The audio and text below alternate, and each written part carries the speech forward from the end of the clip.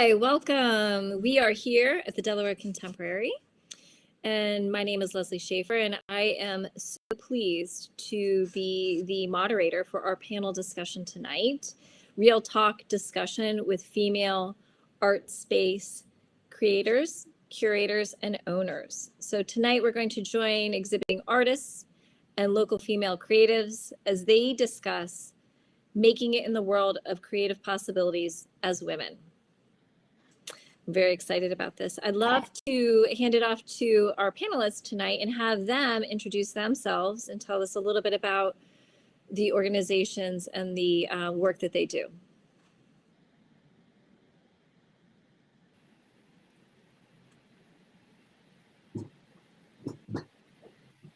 Hi, everybody. Hello. Hi. Hi. So, Are we going in any order, Leslie? why don't you go ahead, Nataki? My name is Nataki Oliver, and I am an owner of the art gallery, The Soul Firm in Wilmington, Delaware. My name's Alexis Granwell, and I'm one of the artists in Fields and Formations, curated by Kristen Heilman. And I'm also a founding member and former director of Tiger Strikes Asteroid in Philadelphia. Hi, my name's Kate Testa. I'm an artist, educator, and curator. I'm part of Automat Collective, which is right next door to Tiger Strikes Asteroid, actually. We just moved into the same building. We're also an artist-run curatorial collective focusing on emerging and mid-career artists in our area. Great. Well, welcome. I am thrilled to have this opportunity to hear a little bit more about you and what you do. I do want to announce to the listening audience here that if you are watching us live from the Delaware Contemporary, be sure to use your phone to scan the QR code. There are signs in the auditorium, and that way that will enable you to ask the panelists questions. So it gives you access to that question area on the YouTube chat. If you're watching it, you can also submit questions, and then I can forward them on. That we can keep that conversation. We're interested. So thank you. So, are you ready? Question number one. We are discussing what it is like to make it in the world of creative professionals as a female, as a woman. And could you talk about your personal decision to devote yourself to your creative practice, and then what hurdles you might have encountered in making that leap? So why don't we go with Alexis this time? Sure. Well, I mean, I always knew that I wanted to be an artist ever since I was little. My grandmother was a painter. I went to a public school that had a really great art program. So I guess by like early high school, I knew I wanted to be an artist, and got my BFA at Boston University, got my master's a few years later at UPenn. And so I've kind of been on the trajectory of artist for a long time. And yeah, I think the biggest thing is just making sure that you can clear space for that, making sure you can structure your life so that you can have a creative life every day. And that can be a challenge. I love teaching. I'm an educator as well, so I adjunct. And that does allow for flexibility, although it can be challenging in other ways in terms of stability. But right now, and I guess for the last 15 years, teaching has really allowed for a flexible schedule. Let me know if there's more to the question I haven't answered. Well, just curious as to, has your gender impacted your ability to do what you wanted to do? Have you seen any obstacles as a woman? I mean, it's hard to say because it's the only experience that I've had, but I think definitely in the academic world, I had seen that as a challenge for a long time. I think that's starting to get more balanced. I think in the art world, that's also shifting. That's why I felt Fields and Formations was such a meaningful show, to make this survey show, to honor the work of Mid-Atlantic artists, to look at someone like Anne Truitt and the conversations that, she'd been having, and the artists that she should have perhaps been showing with and didn't. And, I think there's an effort right now to do survey shows, to link it to art history, and to do these all women shows or women and non-binary shows. But yeah, I don't think we're at a point where it's like a totally even playing field in terms of how many artists are in how many women artists are in museum collections versus male artists, or representation at galleries. Mm-hmm. Okay, thank you, Alexis. Kate, you want me to repeat the question for you? No, I can just dive right in.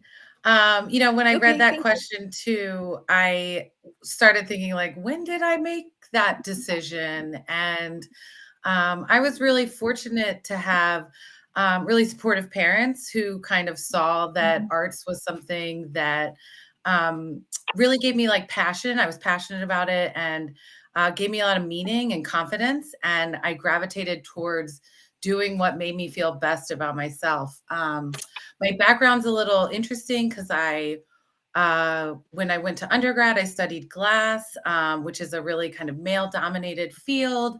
And I moved to Seattle and worked in the glass industry for about 10 years. And I was really lucky to be able to work for other women artists, mostly while I was out there. And so a lot of the kind of like horror stories that I would hear when I was in college about the industry being really, male dominant. I was lucky to not have that experience and have a lot of supportive women around me kind of leading the way to where we don't really see a lot of that happening now. So that's nice.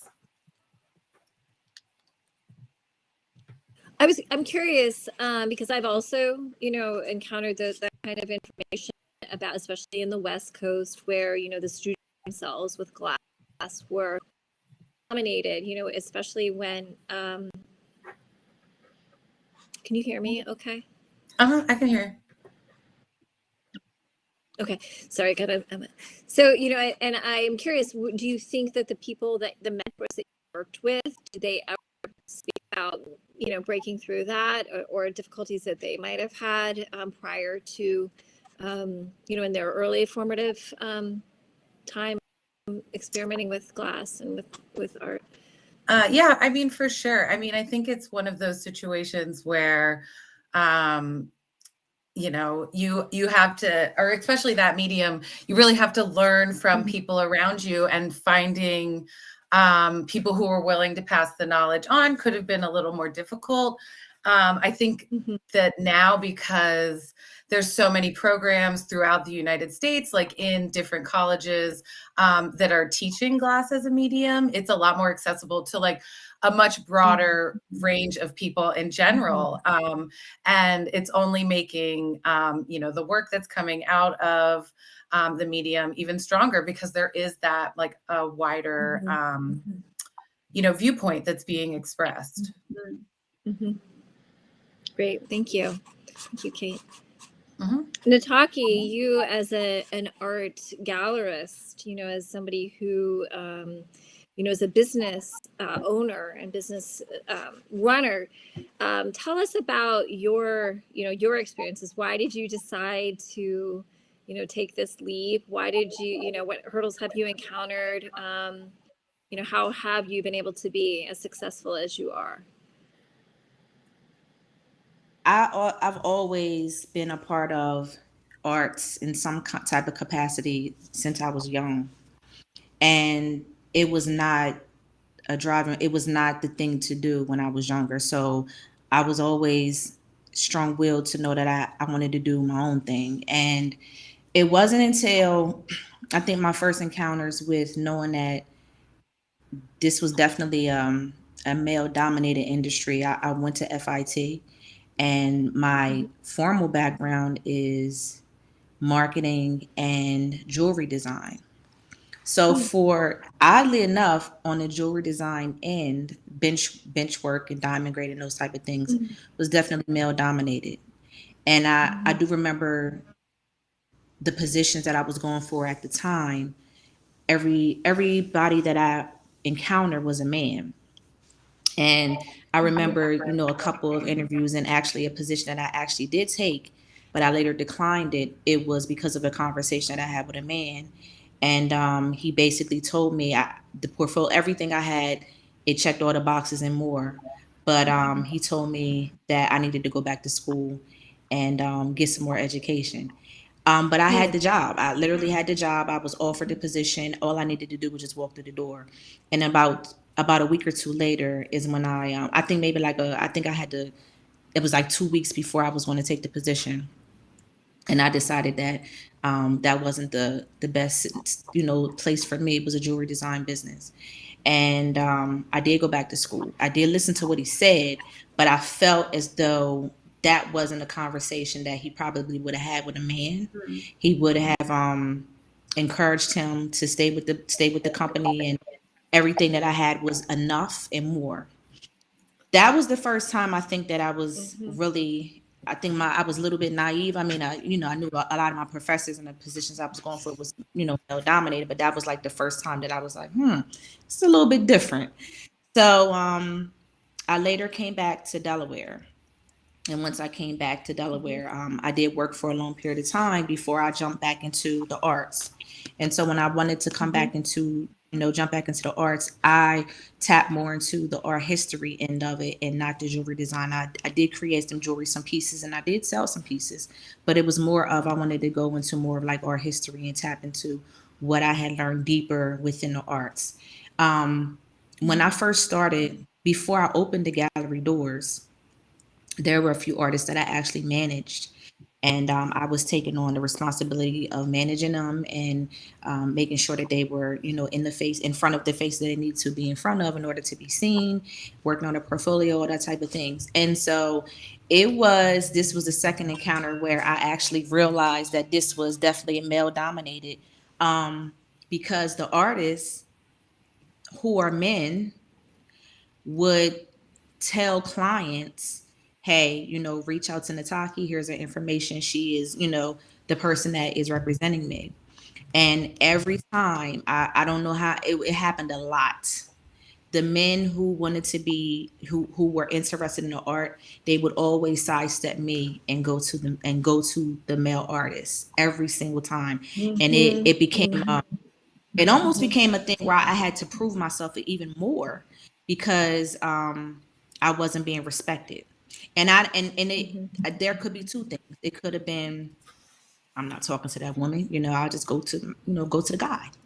Or it could also have been a combination of not being knowledgeable of how the art world works. When somebody tells you that they represent somebody, or the artist says, here's her information, contact her about price and about whatever the case may be, and she's going to handle the situation. But time and time again, and even still, right before quarantine, that was probably like the last time that happened, that somebody, a man, a very prominent man here, sidestepped me and went to the artist and didn't want to deal with me and wanted to deal with the artist personally. So I definitely have had my little bouts about how that has affected me in the art world, but it hasn't stopped me. That's the key. It has not stopped me. If anything, it's made me go a little harder.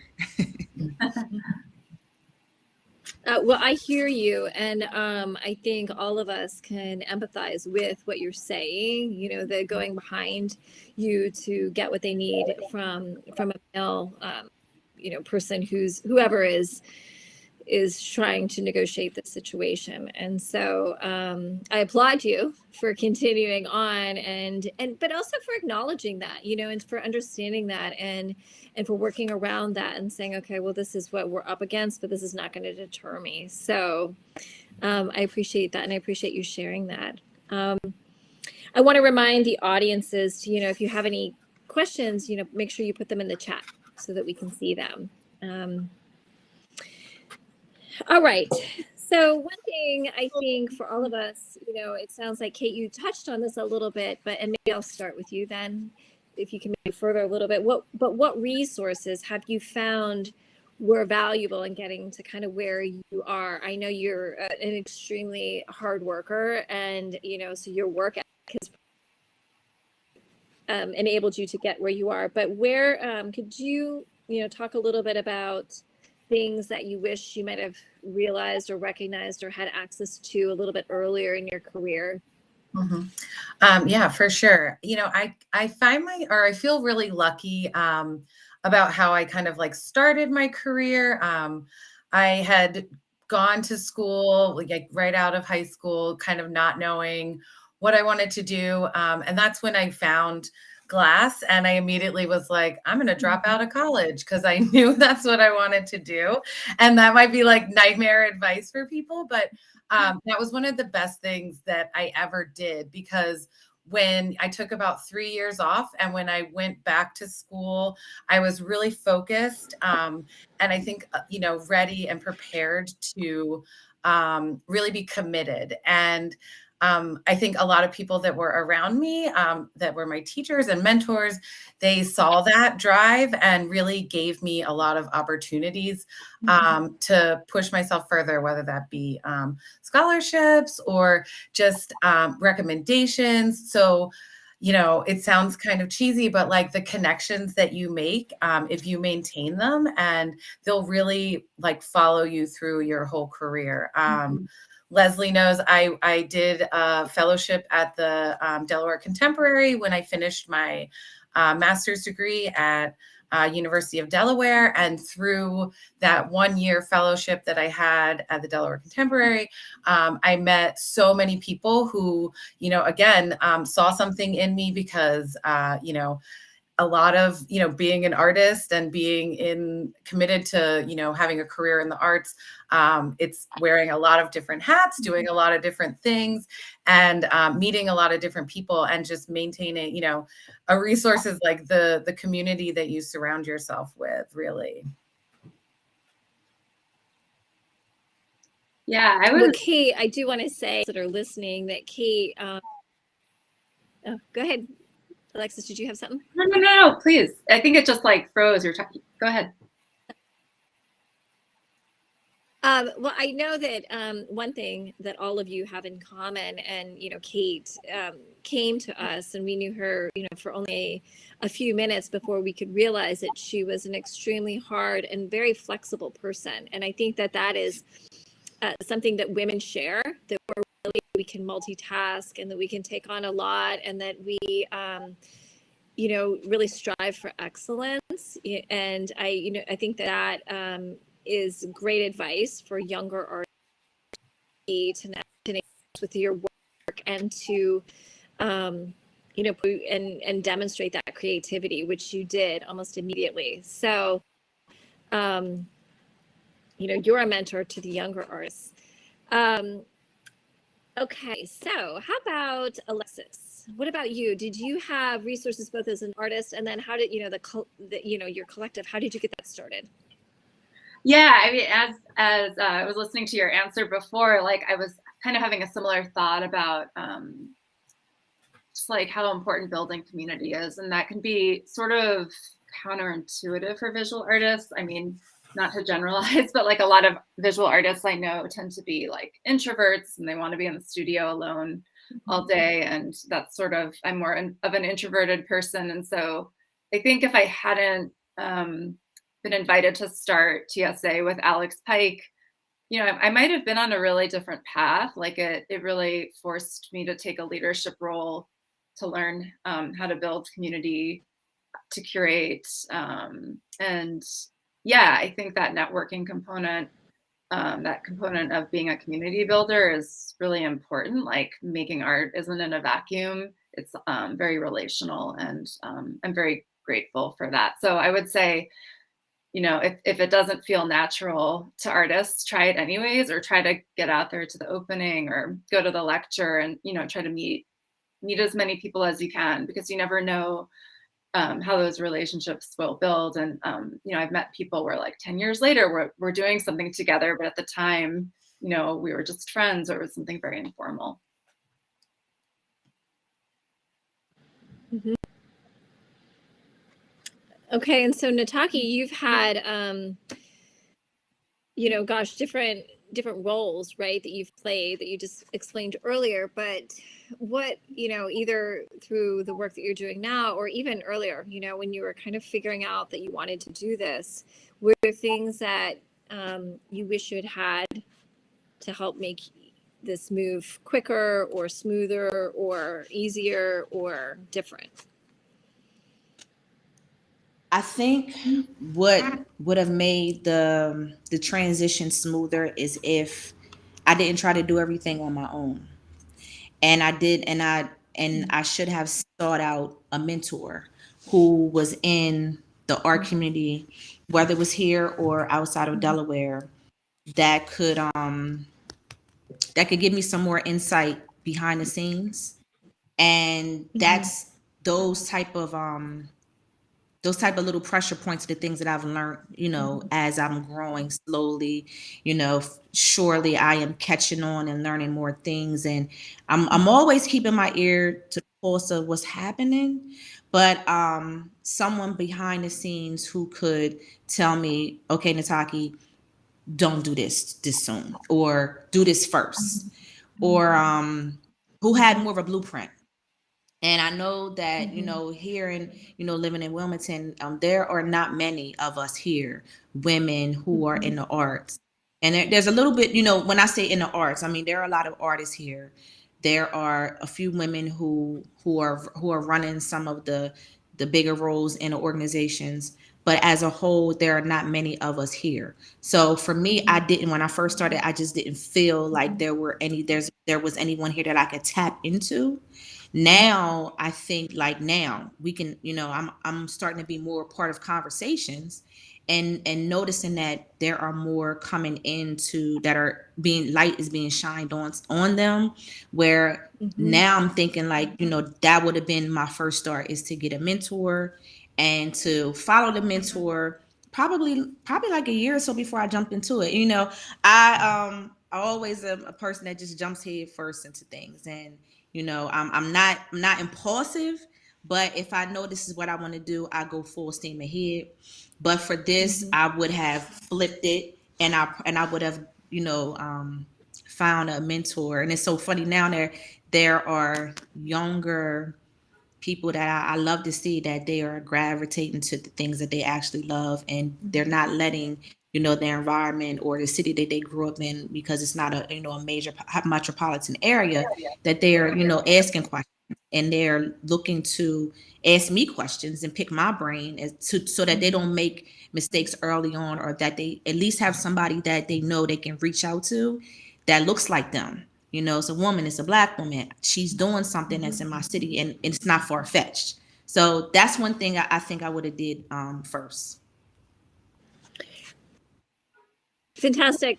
I really appreciate you bringing that up. And I was going to say, while listening to you, I thought, oh gosh, I hope that she is opening herself up to being a mentor for that next group, because I do think that is our role. I do think, here at the Delaware Contemporary, I have, I'm very fortunate to have a lot of emerging professionals and emerging artists that we want to provide them with that platform, with that the resource and the support that they need to go in that direction that they want. And so I appreciate you bringing that to the audience, because if you're listening here and you do want to reach out, I'm sure that all of the panelists here would also be happy to help give you some advice and move you to that next direction. So thank you for that. Thank you for your question. I think this comes up for me all the time, and people ask me, because I have a pretty busy family life, and in fact, I think my family probably consumes more than my full-time 60-hour-a-week job, right? You think you're at work all the time, but your family is big. And so, that's my balance. But all of us have to work between what happens outside of what this is, and how do we make sure that we're successful in doing what drives us. I met a woman here tonight who at the event, and she's the sister of someone who's an artist, and she by day is a psychotherapist, but is an author, right? She is and is trying to figure out how to get herself enough mental space to be able to write and to be able to write in the way that she wants to be able to write, and she knows she can be successful. And so that balance is really tricky, isn't it? And so I'm just curious, I'm going to go back to you, Nataki, as to how do we do that? How, you know, what makes sense, and, you know, how do you balance? How do you balance it all? How do you multitask? It is. You know. Some days I'm on a pogo stick just bouncing away. It's been a journey because I am a single mother. My son is 19 years old. Mhm. And Wow. when I decided that I was going to when I decided I was actually going to jump back and, you know, I needed to go to FIT. I needed to be engulfed in New York. You know, the opportunities that I had there. My son actually stayed in Wilmington for a while I was going to school. So me coming home every weekend, or him coming to New York and talking to him every single night, that was the start of something that it was a responsibility that was beyond that I could ever imagine. And when I look back now, I'm like, wow, how did I actually make that happen? I do not understand how I got through it. And a lot of support was needed. So once I came back and I jumped back into it again, at this point now in my life, I am balancing a full-time job during the day and also being a mother, and somewhat of a personal life. But it's a lot of what I've done in order to make sure that I'm not losing anything is I show my son the good things about what the art world is. And I have included him and not separated him throughout these years so that it didn't feel like this new thing is pulling my mother away from the little bit of time she has, you know, with her full-time job. And so me doing that, his appreciation has grown where he will talk to me about art. We'll have conversations, and it's not anything like major, but he has appreciation, and he will go to art events and we can have dialogue. And it never felt like this is pulling my mother away from what she's doing. And it also allowed me to get some more insight from a younger person. And I really haven't had any issues as far as trying to make that balance work. To be honest with you, the biggest balance is my full-time job and the gallery. That has been the biggest balance that I've had to, you know, I am doing the best I can so that the worlds don't overlap. And I tried my best for a long time to not let anybody know my full-time job that I had an art gallery, because I didn't want the worlds to collide. I felt like if I let them know what was going on, something was going to be lost. I was going to be, you know, reprimanded, or it was going to feel like, you know, a light bulb was on me and at some point.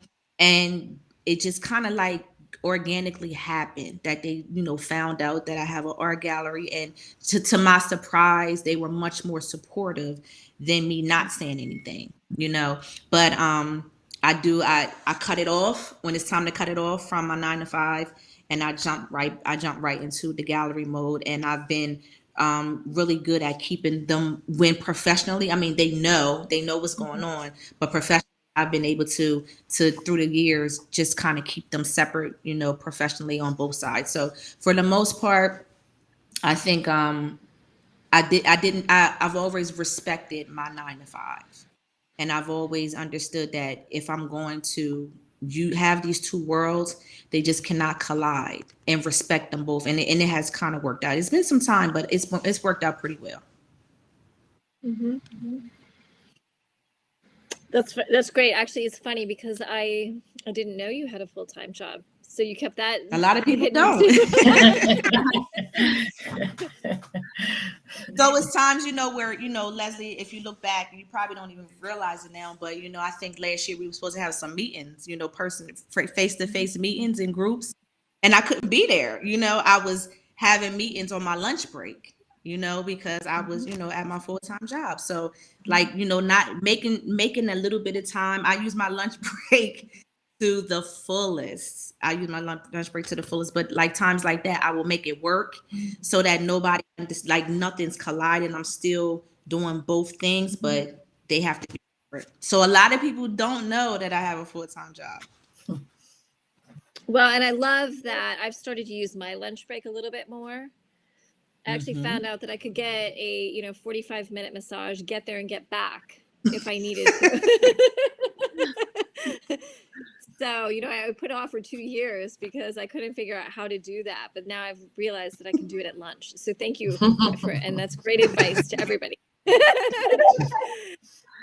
Kate, what about your balance? I know, just from knowing you so well that you have, I don't know, at any given time, 3 to 5 jobs that you're trying to juggle.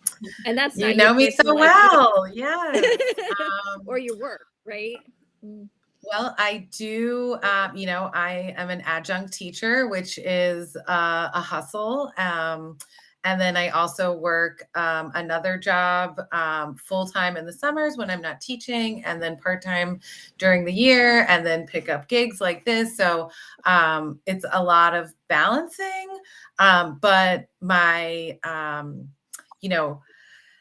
I'm lucky because the universities that I work with, and then also my job that I have full time, they are all very supportive of me, especially my full time job. They understand that teaching and arts is my passion, and as much as I work in manufacturing, which I've done for many years, and they understand that's not my passion in life, but I enjoy what I do there. It does have like an artistic sensibility in many ways. But yeah, just having a lot of flexibility with the people that I work with, but also with myself, and not like, beating myself up if I miss one of my studio days, or if I just go there and I don't do anything. If I'm there and present but not productive, I still kind of count that as a win. And like giving myself the ability and flexibility to just know that I can't do everything, even though I want to always be doing more than I am. Yeah, I mean, being able to just say no and say, Yeah. this is what I need to be doing right now is often really hard for people to learn, especially, younger professionals. They get into it and they want all this experience, and they feel that, a door is going to be shut if they don't say, yes, I'm going to do that. And so, thank you for bringing that up, because I think it's a really important point, is to be able to understand yourself and what you can do. I have a comment in the chat that says, from Jen Hintz, it says, being an artist with a full-time job was actually much harder for me than being a full-time mom and an artist. And so, yeah, it's hard, because I think that creativity is, hard to, separating. And Nataki, I mean, you talked a lot about that. How do you make that break? How do you move between these different spaces all the time and keep that going? Alexis, tell us a little bit about your ability to balance, and how, what are some of the struggles that you have in making your work and Yeah, I mean, it's a challenge, and there could be a whole other panel about adjunct teaching, which I won't go too deeply into, but I've been teaching. I mean, I'm sure Kate and I both do the equivalent of what a full-time professor would teach. So, I'll be teaching at multiple schools, multiple different types of classes, graduate, undergraduate. And that's hard, having to develop new curriculum. Like, there was one semester where I feel like I developed 5 new classes, and you don't get paid for that. So, it's, I turned 40 this year, and I think I thought a lot about that, and I thought a lot about what I want for the next half of my life, and what feels like it's taking up too much space, and what can I cut out. And I'm still adjuncting, but I think, potentially looking into other kinds of independent teaching. I absolutely love teaching, but the structure of adjuncting, it's kind of broken. And it doesn't matter how amazing you are as an educator and how long you've taught, maybe that's also being a woman. But yeah, I think you reach a point where you're like, is this the best way to use my energy hustling at all these different schools? So that's been something I've been thinking about. Trying to sell my work more has been another goal this year. And that's, trying to sell out of my studio directly, working with art consultants, not just going through the gallery path. Although I love working with galleries, but that can be hard in a place like Philadelphia that doesn't have that many commercial galleries. So yeah, that's like a long-winded answer of trying to figure out the balance financially. But I think just like being able to connect to that thread of creativity every day is the most important thing to have balance. And that could be like, Anne Hamilton once spoke about like cooking your dinner can be a creative act, thinking about how you put spices together, or like taking a 10-minute visual walk, or writing a short poem. Like it doesn't have to necessarily be what you're doing in your studio practice, because yeah, sometimes you don't have 100% of your brain. But like, I think in the pandemic, teaching online was kind of magical for me, because I set up a studio in my kitchen, and then I would I'd like be in my studio clothes, like throw on a blouse, and then I'd be teaching, and then I could go back down. It was like, obviously there are many problems with this last year, but that was kind of remarkable to me to have that time. And I kind of don't want to give that up now. So I'm going to try to figure out ways to adjust my life, but I don't have any good concrete answers at this point. Well, it's hard. I mean, especially when you are teaching adjunct at so many different places. It's one thing to teach in one environment, but to learn all of the different, tools that they expect, and the different systems and the different schedules and all of that is very taxing. And I think all of us really gain a lot from the work that we do. We find value in it. And I'm sure that the students provide you with this excitement and this kind of response to what you're saying that challenges what you think about things. And I think that is always why we like to be, engaged with our audiences, because they teach us, right? And we're all educators, and we all want to keep learning. And at the same time, then it's also very draining, and so that it taps a lot of that, whatever you have left, right, in order to do the other work that you're trying to do. And so that balance is super challenging. And I commend all of you for, keeping through it, because it is. And I really appreciate your comments on that. So I would like to ask you just one more question. Maybe Alexis, I can keep you on here. And that is, would you have a piece of advice that you might share with an aspiring artist? We here at the Delaware Contemporary want to provide young artists, emerging artists, with steps and tools to kind of move there. And so how can you help us help them? What can we pass on to our artists, especially even those that aren't listening tonight? Yeah, I think something, when I came out of undergrad, something an older artist said to me was, I set a schedule of like a certain X amount of hours that I want to work every week, and I stick to that. And I have followed his advice pretty much since then. And I think, maybe you don't always get in there as much as you want, but I think having that mental as is my other job, and putting it into your schedule. Maybe it's only 30 minutes, but a lot can happen in 30 minutes. I also think a studio can happen anywhere. It could happen on your kitchen table, or, on your bedroom floor, or, I think in the pandemic, that idea of flexibility has sort of opened us up of like, how do we adapt? And I think the same is kind of true for just being an artist and having another job you have to go to. So that's what I would say, just kind of sticking to it every week, because I think if too many weeks pass, it can be hard to like get connected again. So even if it's small, I think that's important. So being accountable to yourself, really, right? You know, you're self-employed and you need to be the person who's keeping yourself on track. I love that. I mean, I think that's fabulous advice, and we can all use it in not just art making, but in all the things that we do that are practice-based, right? Yeah. So I do. And I also really appreciate your comment that you said about a studio can be anywhere. And I think that, you know, there are very few things that came out of this pandemic that are positive, but you know, the way that we work and where we work and how we work has, for all of us, businesses, offices, galleries, and studios, changed forever. One of our studio artists here opened her show, and her work, which is, can you see it right behind me? You know, the work that she's showing now in the gallery is really small. You know, she did a lot more work around her house, around her apartment. And so I think that things have changed, and I love that we can makeshift a studio now. It doesn't have to be a specific kind of space. So thank you for that up. And I just wanted to say, all the pieces in the Fields and Formation show, the paper components, were made in my kitchen. So yeah, if that's so useful. all of the listening, you need to come down and see her work. It is phenomenal. It's organic, and it's got this insane texture and these colors, and you feel like they're just going to kind of take off from the pedestals, which are also super creative. And I love it. Thank you.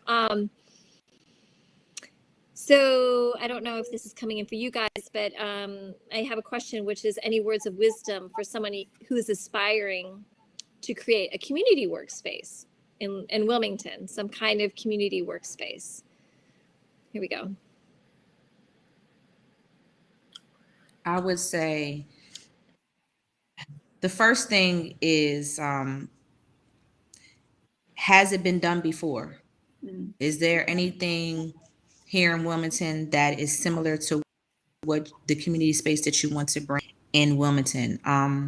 I believe there are opportunities to do that here, and there are desert spaces on different sides of Wilmington that would benefit from a community space.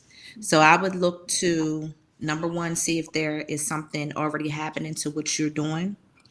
And then if it is, that's great.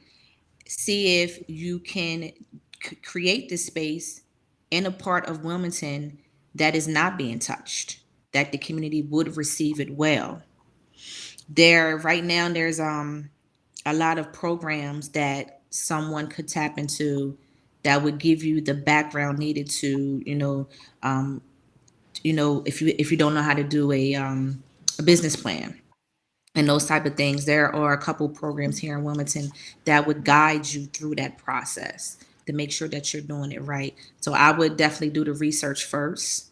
Then I would look into who can professionally give me all of those type of steps and the marketing plan and the SWOT analysis and all those type of things that make sure that you're starting from the right space. And are you going to be a for-profit, or are you going to be a nonprofit? All those type of questions. So I that's the advice that I would have so far. Yeah, and kind of Great. piggybacking. Go ahead, Kate. Sorry, I was just going to kind of piggyback off of what Nataki was saying. It's like looking for organizations that are already existing and then getting involved with them if they're not exactly the mission that you're trying to do, and seeing how you can work with them.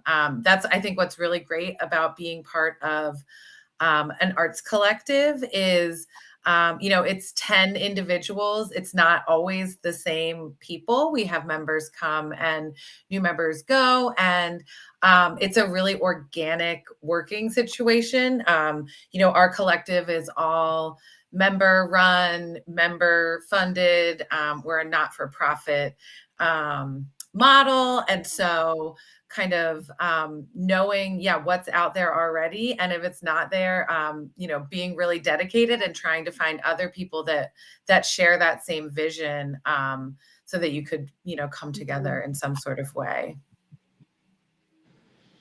Kate, maybe to kind of play off of that a little, if you and Alexis don't mind, talking a little bit about how you became affiliated with a collective, and what that means. Some people may not even know what a collective is, right? What does that really mean, and how does that help your practice?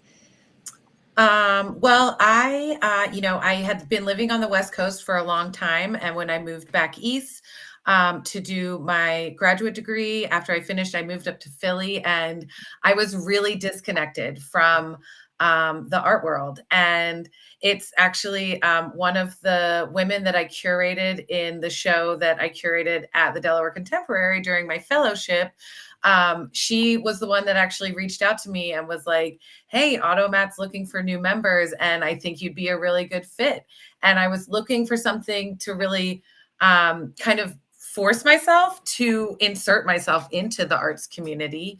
And so I applied. And when I say collective, we are a gallery. We have a physical space. We're run by 10 members right now. We pay dues every month to fund our space, along with an annual fundraiser and an open call, things like that, to supplement the cost of running the space.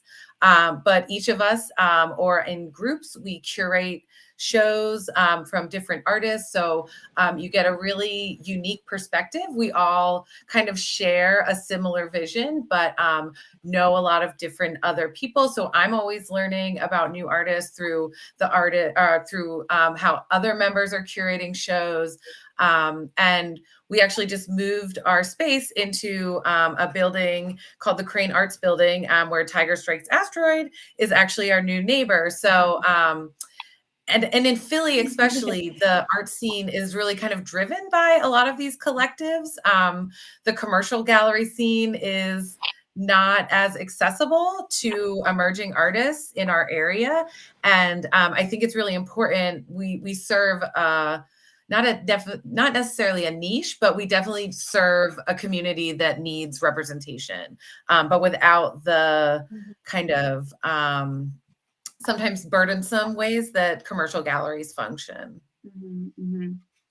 Question. Is your collective, I'm trying to wrap my mind around and try to make sure I got the right vision. Is this similar to like Rec Philly? I'm not familiar with that organization. Are you, Alexis? I haven't heard of it, but I also, in this last year, have been a bit cut off from what's happening. They are a collective in Philly, so I was just trying to wrap my mind around it. I think I got the right vision now. I'm pretty sure I'm grasping what you're saying. There's a lot of different ways too that collectives function. There's collectives that don't have a physical space. We worked with one earlier this year called Lino Kino. They do a lot of AV stuff. So we kind of partnered with them and allowed them to use our space during pandemic to broadcast like live stream television. So, Automat, the collective I'm a part of, we're really interested in providing physical space for artists to show their work, do projects, residencies like that. And that's kind of the niche that we're trying to fill. I think similar to what Tiger Strikes Asteroid does as well. Yeah, it's a pretty similar model. I guess the only additional thing is we're a network of galleries. So we started in Philadelphia. Then Alex, who started with me, moved to New York, started TSA New York. Then we opened TSA LA, then TSA Chicago, and now there's one in Greenville, South Carolina. So we have 5 spaces, which is really interesting. I'm now an alumni member, but like, I don't even know everyone. There's like 50 people, but there's, we have this Slack channel and there's these really interesting discussions. Like you can connect with people, through whatever aesthetic perhaps, or an interesting conversation, someone maybe you've never met in Chicago and plan a show with them. We're doing a lot of international shows right now too, because when you have 50 people and everyone's working with their networks, it's a lot of people. And so that's been really special, just kind of getting to know other art scenes across the country, and, just fun curatorial conversations. But yeah, we became a nonprofit, I think about 5 or 6 years ago. And that was really helpful in terms of getting bigger grants. I think before that, it's kind of challenging because it's like, who is paying the rent? How are you dealing with the tax situation? So I think in the beginning you could start off very flexible. We rented a very small space. You could open a gallery in a closet, and people in Philly would probably come if you have like a cool poster. So it doesn't have to be something complicated, or you could do something outside. I know Fjord in Philadelphia currently doesn't have a space, and they're curating projects all across. There's a lot of possibility, but if you have interest, I think like just start off small and let it grow. I mean, we had no idea Tiger Strikes Asteroid would be what it is today when we started. We were like, let's just see what happens at this first opening. So, yeah. That's impressive. Thank you. Field trip, Nataki. Yeah, anytime. Yeah, come up for second Thursday. Those are the openings. Yeah, next week, actually. Need to come in and check you ladies out for sure. Yeah, we'll do a little tour everywhere. Yeah, absolutely. So any last pieces of advice for emerging creatives, emerging female professionals looking to be successful? You've already given us so much. I appreciate your time, but if there's anything that you've thought about in our conversation that you think would be interesting and beneficial to helping move us all forward, I would love for you to share. I had one other. Oh, go ahead. No. Sorry, it's weird with the lag time. Please go ahead. I would definitely say there's a lot of memberships that are out here that are geared towards women in arts.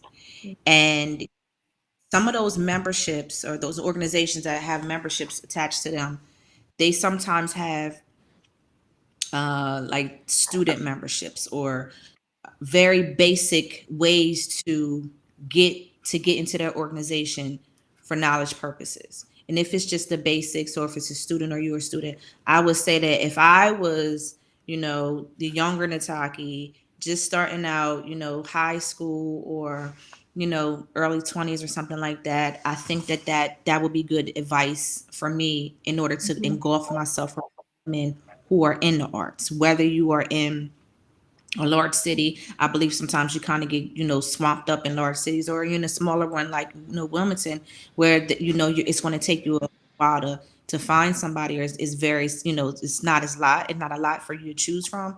I would say a membership in a woman's art organization, and some of them are even like, it's even more specific. It's women in art who are in a certain demographic, or whatever, a race, your gender, your race, your demographic. They have some that are specific to what you could possibly, be more comfortable with. So I would say that is one piece of advice. I would also say, if you have the opportunity to collaborate with an artist who is possibly more well known, I think that is also a big component to what's happening in the art world now. A lot of collaborations, people are starting to understand that you can't get ahead in this, in this art world so much by just yourself anymore.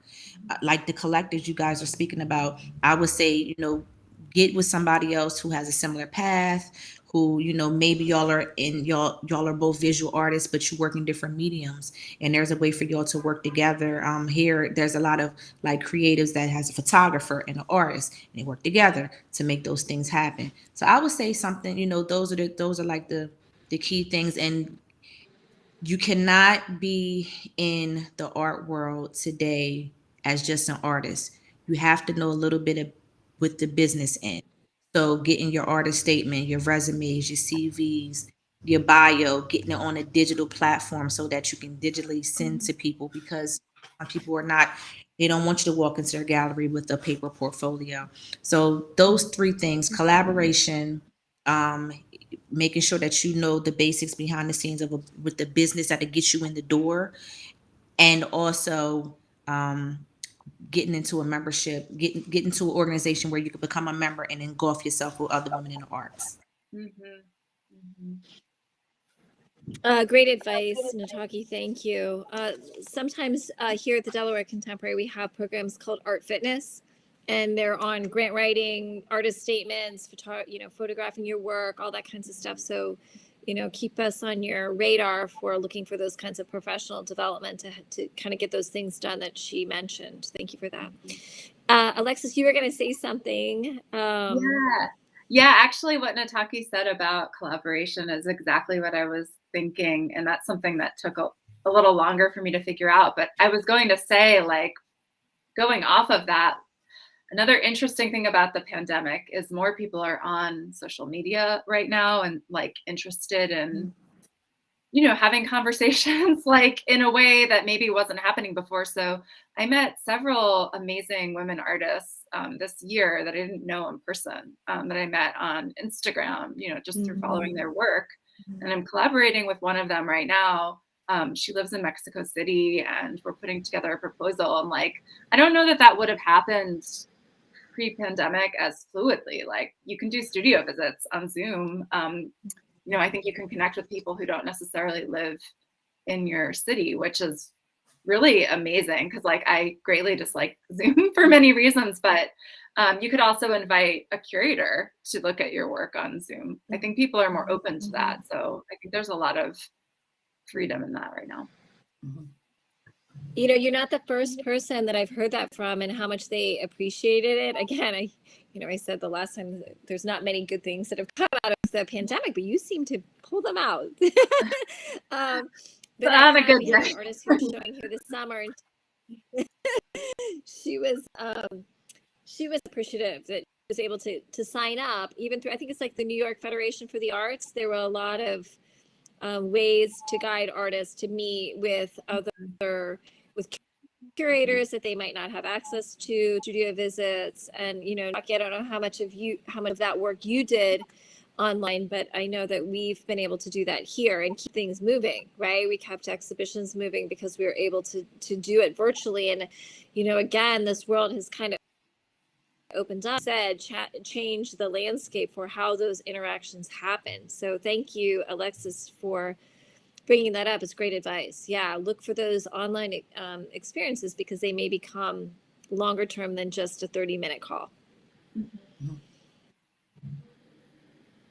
So we've been chatting for an hour already, and you have provided us with great and really different ways of thinking about creative women in the profession of arts. And I appreciate you taking the time to speak with our audiences, to share your experiences and your advice to the next generation, which we really want to encourage. And so thank you. Thank you on behalf of the Delaware Contemporary, and thank you on behalf of all women creatives. Thank you, Leslie. Thank you so much, Leslie. Have a great night. Thank you. Great to meet all of you. Bye. Yes, you too.